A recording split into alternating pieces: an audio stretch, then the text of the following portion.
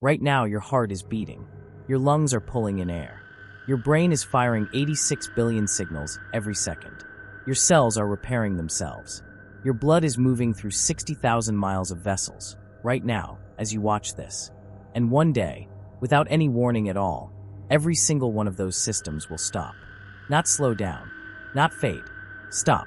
And what happens in the seconds, minutes, and hours after that moment is something most people never think about. But science has studied it in extraordinary detail, and the answer is nothing like what you've been told. Let's start at second 0. Your heart stops beating. That's it. That's the moment. But here's what nobody tells you. Your body doesn't know it yet. For the first 4 to 6 seconds, nothing changes. The blood already in your brain keeps moving. Your neurons keep firing. You are technically still conscious. Then the blood stops reaching your brain. At 10 seconds, you lose consciousness. Not painfully, not dramatically. Your vision narrows. The signals from your eyes stop making sense. And then nothing. But your brain is not dead. In 2023, researchers at the University of Michigan published a study that changed everything we thought we knew about the moment of death. They monitored patients who were dying of cardiac arrest, people whose hearts had stopped, and they found something that should not have been possible. In the final moments, certain patients showed a massive surge of gamma waves, the same brain activity associated with vivid dreaming, with heightened consciousness, with the feeling of being more awake than you've ever been. Their hearts had stopped, their bodies were shutting down, and their brains were producing the most intense electrical activity of their entire lives. Science still cannot fully explain why. Now your heart has stopped, your brain is going quiet, and your body begins a process it has been biologically programmed to do since the beginning of life on Earth. It starts dismantling itself. Within the first few minutes, your cells, no longer receiving oxygen, begin to break down from the inside. Not because something is attacking them, because without oxygen, they start digesting themselves. Scientists call this autolysis. Self-digestion. Your own enzymes, the same ones that helped you process food this morning, turn on the cells that made them.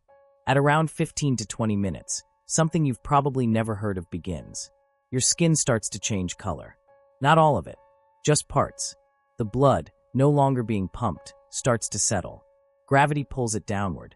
And wherever your body is in contact with the surface, the skin turns a deep, dark purple. This is called Livor Mortis. And forensic scientists use it to tell exactly how long someone has been dead and whether the body has been moved. At 30 minutes, Rigor Mortis begins.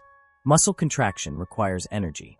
Specifically, it requires a molecule called ADP.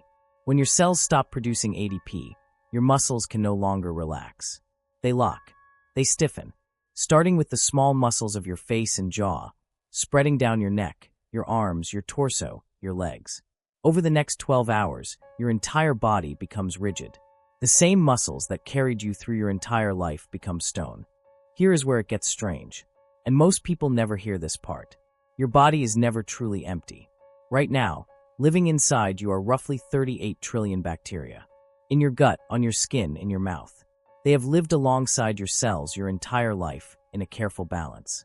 Your immune system kept them in check. Your blood kept them contained. The moment your immune system stops, they are free. Within hours, they begin migrating, moving through your intestinal walls that are no longer being maintained, and spreading into surrounding tissue. They are not invading. They are simply doing what they have always done, consuming, breaking down organic material, returning it to the environment. This is not decay. This is recycling. Every atom in your body was forged in the heart of a dying star billions of years ago. It passed through countless organisms before it became you. And when you die, it doesn't disappear. It moves on, into the soil, into plants, into animals, into other people. The iron in your blood will become part of the earth. The calcium in your bones will feed trees. The carbon in your cells will rise into the atmosphere and fall again as rain. You will not be gone. You will be everywhere. But here is the part that keeps scientists up at night. We understand the chemistry of death. We understand what happens to cells, to organs, to tissue. We can map it minute by minute. What we cannot explain is consciousness. In 2014, a major study published in the journal Resuscitation interviewed over 2,000 people who had been resuscitated after cardiac arrest. People whose hearts had genuinely stopped. whose brains had received no blood flow, who were, by every clinical definition, dead. 40% of them reported some form of awareness during the period when they were clinically dead. Not dreams, not hallucinations triggered by medication. Awareness of the room they were in, of conversations happening around them, of events that were later verified by medical staff to have actually occurred, events that the patients could not have seen or heard from where they were lying. One man described watching his own resuscitation from a corner of the ceiling. He described the specific actions of the nurses, the specific words spoken by the doctor, the specific equipment used. All of it confirmed. His brain had no blood flow. His eyes were closed. He was by every measure dead. And he saw everything. Science has no explanation for this. Not a partial one. Not a working theory. None. The leading researcher on that study, Dr. Sam Parnia of NYU Langone, said publicly that what they found challenges the fundamental assumption that consciousness is simply a product of brain activity. That when the brain stops, the mind stops.